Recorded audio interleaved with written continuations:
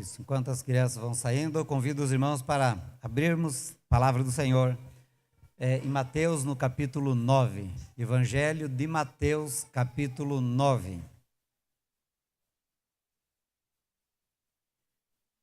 Mateus, capítulo 9. E nós estaremos lendo até o versículo 8. Evangelho de Mateus, capítulo 9, do 1 ao 8.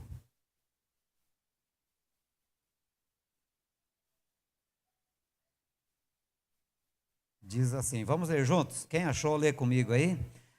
Entrando Jesus num barco, passou para o outro lado e foi para a sua própria cidade. E eis que lhe trouxeram um paralítico deitado num leito. Vendo-lhes a fé, Jesus disse ao paralítico: tem bom ânimo, filho, estão perdoados os teus pecados. Mas alguns escribas diziam consigo: este blasfema. Jesus, porém, conhecendo-lhes os pensamentos, disse: por que cogitais o mal no vosso coração? Pois qual é mais fácil, dizer: estão perdoados os teus pecados, ou dizer: levanta-te e anda?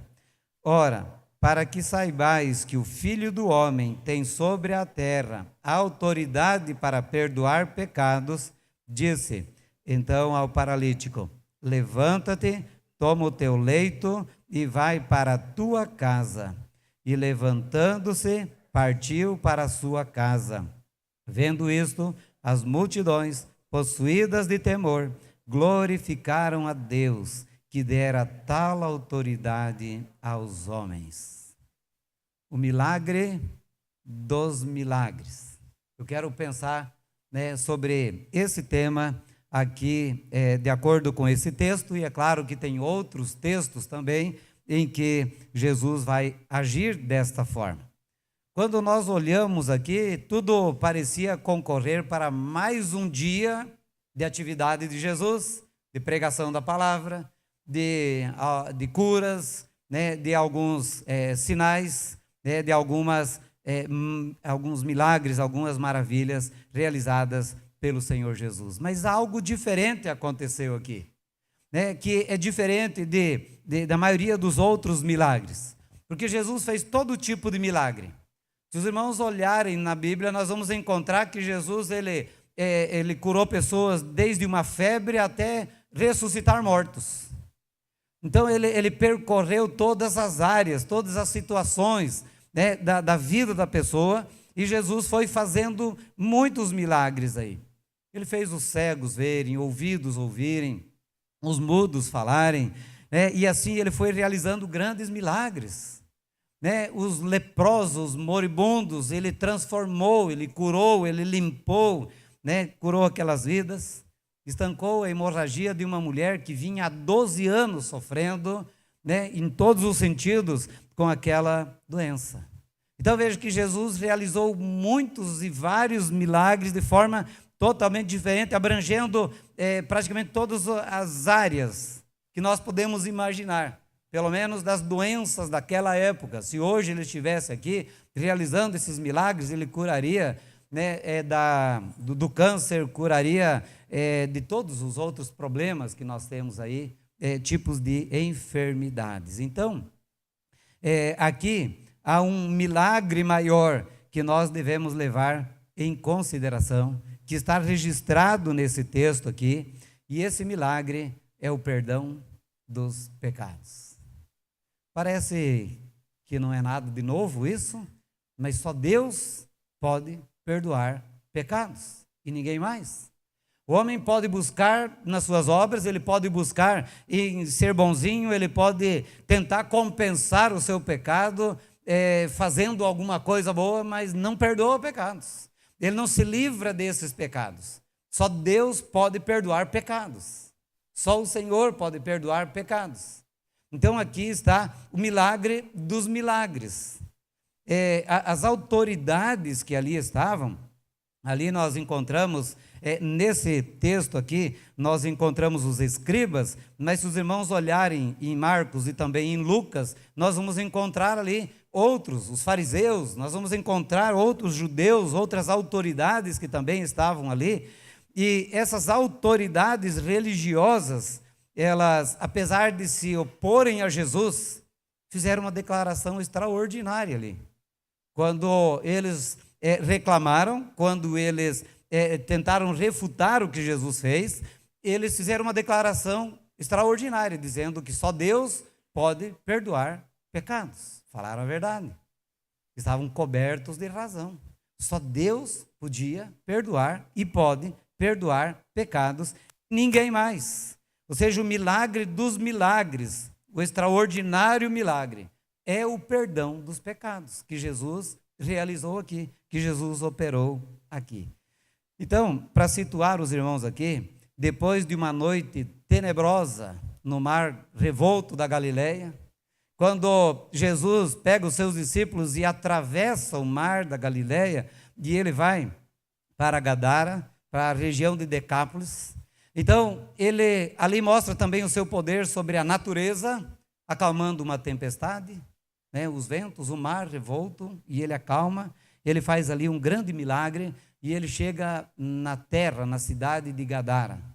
E ali ele opera um outro milagre extraordinário, expulsando o demônio, libertando. Mateus fala de 2, Marcos vai falar de 1, mas nós podemos dizer aqui 2 endemoniados, homens incontroláveis pelos outros homens, que ninguém podia deter. Até acorrentavam, mas eles se libertavam das correntes. Tamanho era a situação deles, e como nós vimos aqui, uma legião estava tomando conta daquele ou daqueles homens ali. Esses homens andavam pelos sepulcros. Esses homens tinham perdido a noção da vida. Esses homens estavam escravos de Satanás. Diz que andavam nus. Imagina a situação do povo também ali, da cidade, daquela região toda. E aí Jesus liberta aqueles homens, transforma aqueles homens. Que milagre extraordinário, que milagre grande Jesus fez. E aquele povo que deveria por isso acolher Jesus, falou para Jesus: olha, retira-te do nosso meio, vai embora. E o que Jesus fez? No capítulo 9, versículo 1, entrando Jesus no barco, passou para o outro lado e foi para a sua própria cidade, para a sua própria casa. É de estranhar, é de admirar a atitude daquelas pessoas, mas Jesus deixou aquele lugar e voltou para Cafarnaum, a sua cidade. E estando na sua casa, os outros evangelistas vão dizer que uma grande multidão cercou Jesus e tomou toda aquela casa. Fico imaginando gente no quarto, gente na cozinha, gente na sala, gente na varanda. Não sei como é que era a casa lá, mas era de tal forma que não tinha mais como ninguém entrar naquela casa. Tamanha era a multidão que cercava Jesus ali, inclusive algumas autoridades que estavam ali na presença de Jesus. E 4 homens levaram outro homem paralítico para ser curado por Jesus. E quando eles chegam naquele lugar, eles se deparam com aquela multidão, com aquele povo cercando Jesus, e eles não tinham outra alternativa a não ser procurar subir em cima da casa, abrir um buraco lá no telhado, no forro, para poder descer aquele homem na presença de Jesus. Fique imaginando aí o sacrifício, o empenho, a dedicação, desses homens para poder levar este outro paralítico na presença de Jesus. E aqui eu fico pensando nessa ideia absurda desses homens, chegar na casa dos outros, subir em cima da casa dos outros, abrir o telhado lá, para poder descer um paralítico na presença de Jesus. Talvez se alguém fizesse isso aqui, nós chamaria a polícia. Mas esses homens fizeram isso e Jesus não se incomodou. Ele estava na sua casa, essa casa provavelmente a de Pedro, não sabemos exatamente aí, mas provavelmente seria na própria casa de Pedro. Desceram aquele homem ali. É uma ideia absurda, mas foi a solução para aquele problema. Eu fico pensando, porque é uma forma bem grotesca, né, de poder resolver esse problema. E nós muitas vezes ficamos muito preocupados com detalhes, com perfeccionismo para poder fazer as coisas. Se não for pensado nos mínimos detalhes, se não for muito bem planejado, nós não fazemos. Esses homens não se importaram com isso. Eles se uniram e eles colocaram aquele homem na presença de Jesus. Eles tinham um propósito. E esse propósito era colocar aquele homem na presença de Jesus. E nós muitas vezes perdemos o foco do propósito e ficamos discutindo detalhes, coisas insignificantes, que se for de um jeito ou de outro, não importa. O que importa, né, não que os meios não importam, mas muitas vezes os detalhes ali mais atrapalham do que ajudam. E esses homens, então, fizeram algo que nós poderíamos chamar assim de grotesco, até nem pensaríamos nós, de fazer uma coisa dessa, e eles fizeram em favor do seu amigo. E aqui eu fiquei pensando, amigo de verdade não abandona o seu companheiro com limitações. O amigo de verdade não é aquele que abandona alguém porque ele tem algum problema, está com alguma dificuldade, com alguma situação adversa na vida. Ele vai junto. E ele procura o melhor, ele procura ajudar essa pessoa. Amigo de verdade, ele faz de tudo para levar o seu amigo na presença de Jesus. E não para afastá-lo de Jesus, mas para estar na presença de Jesus, para confrontá-lo com Jesus. Porque na presença de Jesus, a grosso modo podemos dizer assim, duas coisas podem acontecer. A cura de um problema, a restauração de um problema, a solução de um problema e o perdão dos pecados, a salvação desta vida. O Senhor Jesus pode resolver o problema nosso do dia a dia, mas Ele pode também perdoar pecados e nos dar a salvação. É interessante que nós olhamos para o texto e nós vemos que Jesus honrou a fé daqueles homens. Ele honra o trabalho das nossas mãos. Ele abençoa o trabalho das nossas mãos. O trabalho, o esforço, o empenho daqueles homens foi compensado e foi visto por Jesus, elogiado por Jesus. E Jesus viu a fé daqueles homens. E a Bíblia diz que sem fé é impossível agradar a Deus. Portanto, é necessário que aquele que se aproxima dele creia que ele existe, que se torna galardoador dos que o buscam. Então, nós precisamos crer e Deus vai honrar a nossa fé. Nós precisamos confiar plenamente que o Senhor Jesus pode ajudar. Então, use a sua fé para levar os seus amigos a Jesus. Use a sua fé para poder alcançar graça diante do Senhor. Aqui, muitos deles não conseguem ir por si mesmos, precisam ser levados pelos outros.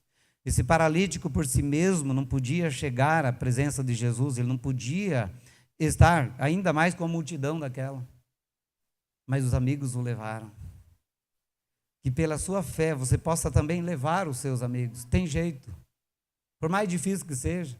Talvez achando que é impossível. Como que nós vamos colocar agora esse homem? Se você tem fé, você vai colocá-lo na presença do Senhor. Então use o seu grupo de amigos. Quando você se reúne com alguns amigos, não acontece assim? A gente se reúne com a família, com outro, com alguns amigos. E ao invés de ficar jogando conversa fora, ou falando de alguém, ou reclamando da vida, né, achando algum problema, tracem planos para levar alguém para Jesus. Fique imaginando esses 4 homens aí conversando, tomando o seu tereré, se fosse aqui no Mato Grosso do Sul. Falaram assim, mas o Pedro aqui, né, tá a dificuldade dele. Tem um tal de Jesus que é poderoso. E ele voltou, ele estava lá em Gadara, mas ele voltou. Essa noite ele chegou de viagem e ele está na casa dele. Vamos lá, vamos levar. Eles estavam conversando, eles estavam trocando ideias e eles chegaram à conclusão, vamos levar esse nosso amigo lá. Olha que reunião sadia, gostosa, maravilhosa, ao invés de ficar falando dos outros ou, né, achando defeito na vida de alguém, grupo do louvor, o pastor, etc. e tal.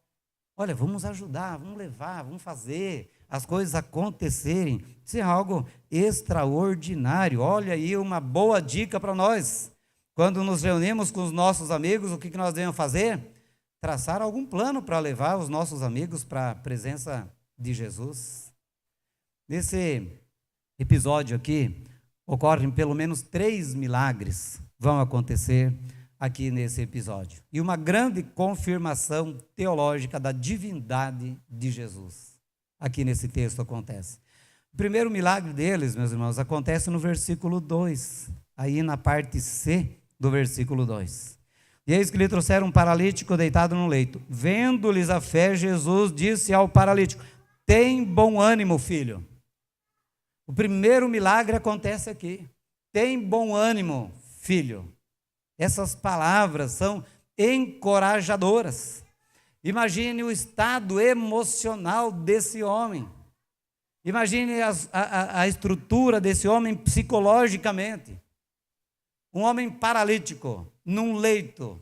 Um homem que não podia contribuir, a não ser talvez ser colocado na beira da rua, da estrada, para pedir esmola. Mas ele não tinha meios de poder ajudar a família, talvez era um peso para a família. Uma pessoa que não tinha uma expectativa de vida, uma esperança de vida, desanimado, frustrado, abatido, cabisbaixo. Uma pessoa sem esperança. E o Senhor Jesus olha para aquele homem e a primeira coisa que Jesus faz, olhando para a vida daquele homem, ele diz assim: tenha bom ânimo. Eu falei hoje pela manhã, aquele homem parece que ele estava assim, curvado, agachado, um peso nos ombros, o ombro caído. E Jesus diz para aquele homem: tem bom ânimo. Isso levantou aquele homem, trouxe novo ânimo, nova esperança, expectativas para a vida daquele homem. Jesus começou a trabalhar no seu emocional, Jesus começou a trabalhar no seu psicológico, e Jesus restabeleceu a esperança na vida daquele homem. Esse é o grande primeiro milagre que Jesus realiza na vida deste homem. Então, Jesus curou a sua baixa autoestima, as suas emoções, seus sentimentos negativos, seus sentimentos de inutilidade. Meus irmãos, o Senhor chega para cada um de nós, que muitas vezes estamos desanimados, estamos cabisbaixos mesmo, temos motivos para andar, muitas vezes frustrado, desanimado, até ouvir do Senhor Jesus: tenha bom ânimo. Mas não ficou apenas nisso. Tenha bom ânimo, filho. Ele não nos trata como estranhos, mas como filhos dele. É como um pai que pega pela mão e diz: levanta, meu filho, eu estou aqui com você, eu estou pronto para te ajudar. Você caiu, você falhou, você tropeçou, mas levante. Eu estou aqui para conduzir a sua vida, para abençoar a sua vida. E é isso que Deus faz também para com cada um de nós. Ele tem compaixão de nós, nas nossas misérias, nos nossos pessimismos da vida, na baixa autoestima, quando estamos deprimidos, quando perdemos a esperança, quando achamos que não dá mais. O Senhor Jesus diz: levanta, meu filho, porque Ele é poderoso para fazer isso. E Ele pode mudar a nossa sorte, Ele pode mudar a nossa vida. Então levante a sua cabeça, Deus é contigo. Lutas virão, problemas surgirão, adversidades, as mais variadas possíveis. Mas tenha bom ânimo, filho. É Jesus quem está dizendo para cada um de nós. Então Ele quer curar os nossos traumas, as nossas emoções, o nosso psicológico. Ele quer restaurar, e Ele pode restaurar. Eu imagino que aquele homem agora, ele fala: vai acontecer alguma coisa a mais, porque agora ele estava esperançoso. O Senhor Jesus havia restabelecido a esperança na vida daquele homem, e então Jesus opera o segundo milagre, o grande milagre. Aqui no versículo 2, ainda na parte D, quando Jesus diz assim: tem bom ânimo, filho, estão perdoados os teus pecados. Jesus perdoou os pecados daquele homem. Jesus restaurou a vida espiritual daquele homem. Aqui, então, ocorre, né, o milagre espiritual, a cura espiritual, que é o milagre dos milagres. Aqueles homens, com certeza, aqueles 4 e toda a multidão se surpreendeu com isso, porque eles trouxeram um paralítico para Jesus, e Jesus tinha curado, tinha feito outras curas, e eles criam que Jesus podia curar, é por isso que eles trouxeram aquele homem. Mas eles conheciam a paralisia do homem, mas Jesus conhecia o coração daquele homem. Jesus sabia como estava o coração daquele homem, e Jesus então curou a alma daquele homem, perdoando os seus pecados. Porque Jesus, sabendo que esses 4 homens trouxeram um paralítico para ser curado da paralisia, Jesus não o cura da paralisia no momento, mas ele faz questão agora de tratar sobre o pecado daquele homem, para perdoar os pecados daquele homem. Parece que Jesus ele foge do propósito, foge, né, do motivo que aqueles homens trouxeram aquele amigo paralítico aí. Eu fiquei pensando, ao refletir sobre esse texto, até onde vai um corpo sadio, sarado, um corpo doente, paralítico? Somente até a morte. Ele não passa dali. Ele vai para a sepultura, estando sadio ou doente, com limitações ou não. No túmulo, tudo se encerra, e Salomão diz que tudo se iguala. Não há diferença mais. De rico, pobre, sadio ou não, feio ou bonito, se é que existe, né? Ali, todos passam a ser iguais. Mas até onde, ou para onde vai uma alma em pecados e uma alma com os pecados perdoados? Aqui faz a grande diferença. Porque aí se pensa para a eternidade. Estando com problema de saúde ou não, morreu, ali terminou. Tudo isso. É claro, haverá ressurreição, receberemos um novo corpo, mas a nossa alma, se ir junto para a sepultura, sem ser perdoado dos pecados, ela vai para o inferno. E se nascer de novo, se for perdoado dos pecados, ele tem vida eterna. Então, o que era mais importante na vida desse homem? A cura da sua paralisia ou a salvação eterna? É claro que o Senhor Jesus estava certo. É claro que Jesus sabia o que era melhor e fez exatamente o que era melhor. O Senhor Jesus mesmo disse em Marcos capítulo 8, 36, de que aproveita o homem ganhar o mundo inteiro e perder a sua alma? De que adianta ele conquistar tantas coisas, ter tanta saúde, tantos bens, tanta prosperidade, conquistar tantas coisas, e a tua alma? O que tens preparado para quem será quando o Senhor voltar e buscar? Ele vai dizer, louco, que tem preparado para quem será? Jesus, ao perdoar os pecados daquele homem, ele habilitou aquele homem a ser um cidadão dos céus, a ter vida eterna. Porque são os nossos pecados que nos separam de Deus. Os nossos pecados fazem inimizade entre nós e Deus. E a Bíblia diz que o salário do pecado é a morte. E ela também diz que todos nós pecamos. Então todos estamos condenados à morte. Não há outra saída. Não há outra alternativa. Não há quem recorrer. Não há outro caminho. Não há outro nome pelo qual importa que sejamos salvos. Somente Jesus. É por isso que aqueles fariseus, aqueles escribas estavam certos. Só Deus pode perdoar pecados. Porque somente pelo perdão dos pecados é que alguém pode voltar à presença de Deus e pode ser salvo. O que nos separa de Deus são os nossos pecados e nada mais. Não é religião, denominação. O que nos separa de Deus são os nossos pecados. E o Senhor Jesus pode cancelar esses pecados, pode perdoar os nossos pecados. E como Pedro diz, abrir um novo e vivo caminho para chegarmos à presença de Deus, para voltarmos à presença de Deus. Meus irmãos, não há milagre maior do que esse.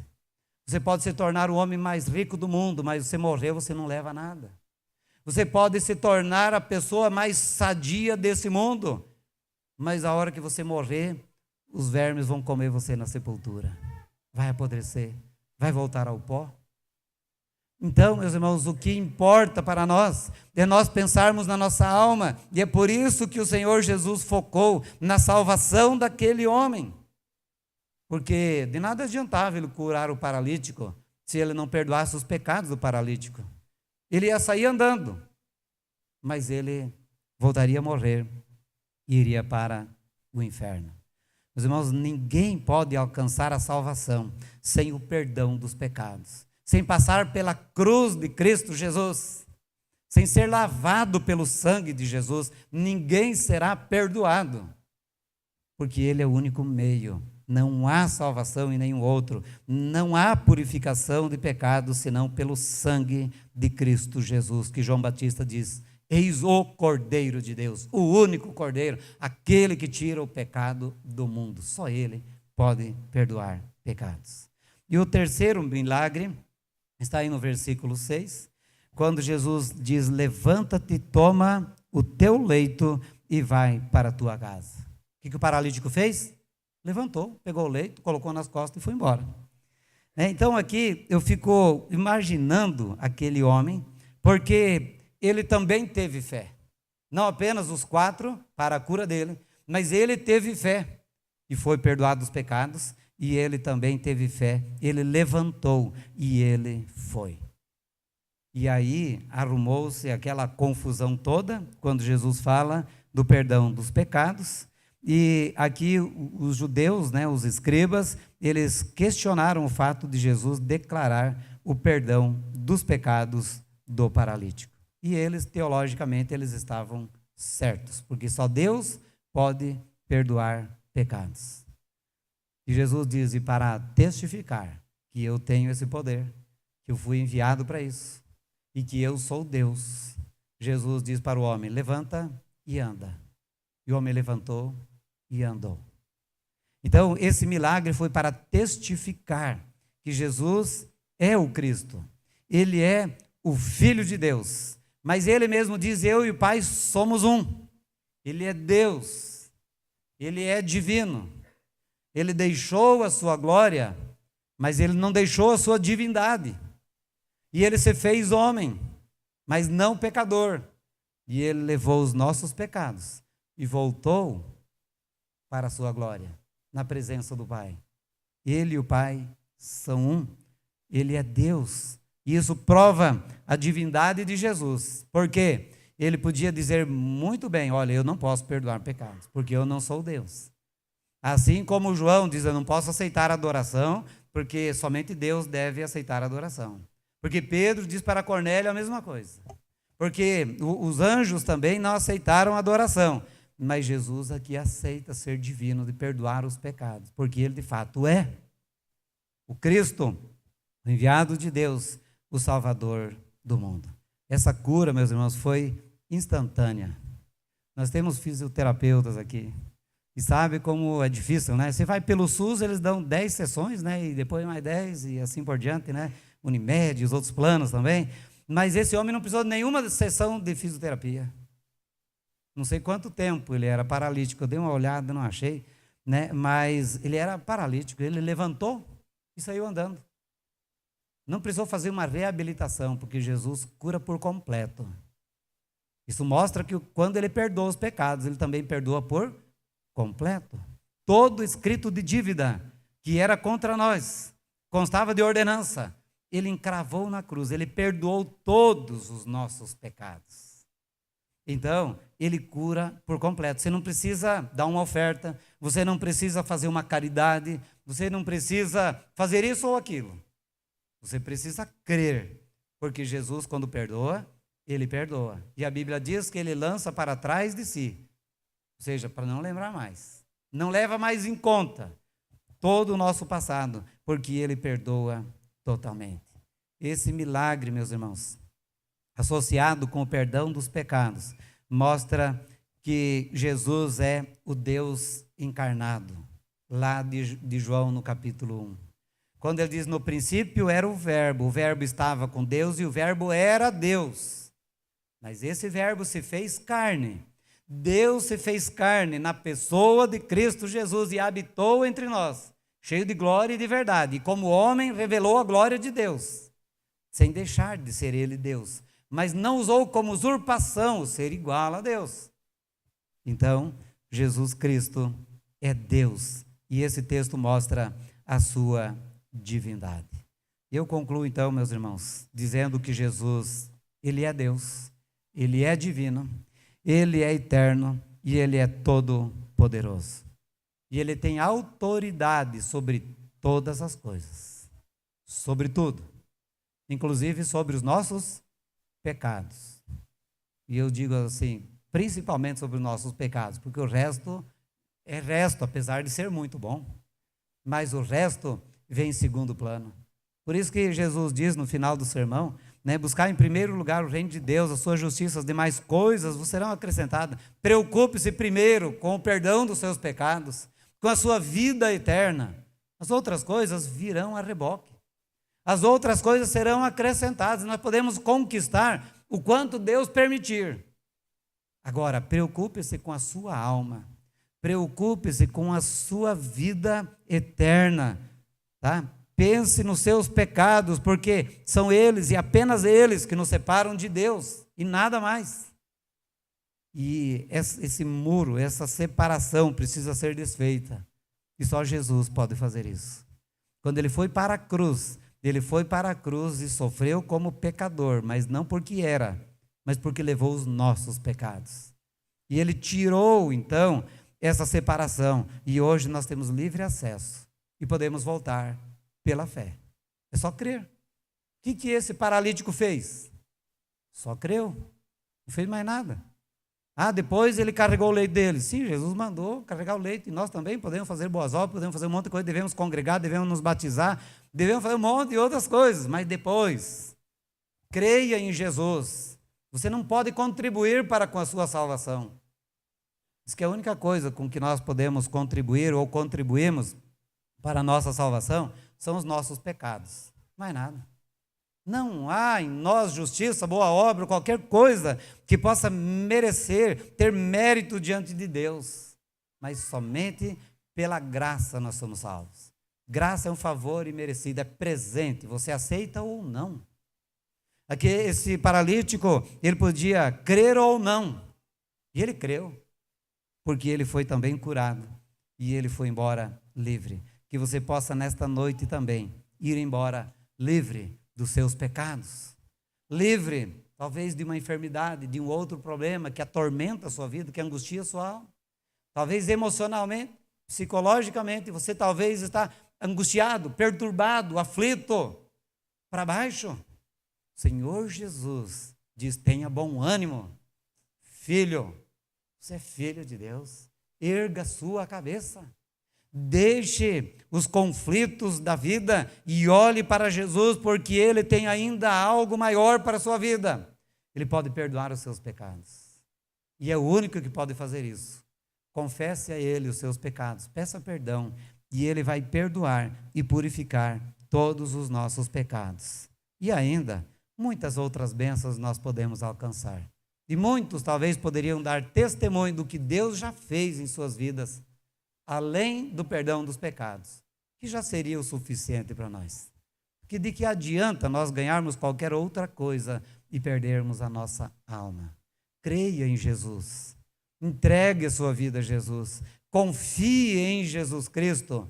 Ele é o caminho, a verdade e a vida. E ninguém vem ao Pai a não ser por Cristo Jesus, porque só Ele pode perdoar os meus e os seus pecados. Amém? Vamos ficar em pé e vamos orar.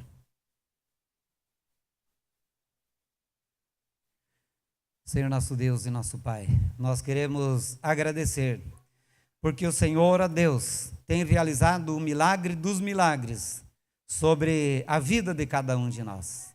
Talvez alguns ainda não experimentaram este milagre do perdão dos pecados, ó Deus, da restauração da sua vida. Ainda não nasceu de novo, ainda, ó Deus, não creu em Cristo Jesus como seu único e suficiente Salvador. Que o Senhor, através do teu Espírito Santo, esteja agindo em cada coração, operando milagres, ó Pai, em cada vida. Eu creio, Senhor Deus, que todos os que aqui estão, não estão aqui por acaso, porque para o Senhor não há acasos. Porque o Senhor tem um propósito na vida de cada um de nós. Mas cada um, ó Deus, também é responsável pelas suas decisões, pelas suas escolhas. De que o Senhor abençoe, ó Deus, faça um milagre na vida de cada um de nós, perdoando pecados, restaurando emocionalmente, restaurando psicologicamente, restaurando fisicamente, ó Deus, transformando casamentos, transformando famílias, relacionamentos de pais com os filhos, ó Deus, trazendo cura sobre enfermidades, que cada um possa experimentar do Senhor essas bênçãos, mas acima de tudo, a bênção da salvação. Ó Espírito Santo de Deus, tu que convences o homem do juízo, da justiça e do pecado, opere em cada coração nesta noite, trazendo vida e vida em abundância, vida eterna. Assim nós oramos, pedindo para que agora o Senhor nos leve em paz para os nossos lares, que o Senhor continue, ó Deus, a nos conduzir para mais uma semana, ó Deus, de testemunho, para que possamos resplandecer a luz de Cristo e viver, ó Deus, a palavra que aprendemos, os cânticos que aqui nós ouvimos, que possam orientar e dirigir as nossas vidas. Que o Teu Espírito Santo continue nos guiando e nos abençoando. É a oração que nós fazemos no nome santo e precioso de Jesus. Amém. Que a graça e a paz do nosso Senhor e Salvador Jesus Cristo, que o amor de Deus, o nosso eterno Pai, que a comunhão e as consolações do Espírito Santo de Deus repouse e permaneça sobre cada um de nós, desde agora e para todo sempre. Amém. Os irmãos podem se assentar. Nós estamos assim encerrando o culto e eu quero agradecer a todos que nos visitam. Nós temos aqui conosco também o pastor Jarbas, acompanhado pelo nosso irmão Davi Vincenzi. Seja bem-vindo em nome de Jesus, que Deus abençoe sua vida. Em nome de quem nós cumprimentamos também todos os demais visitantes. Sejam sempre bem-vindos aqui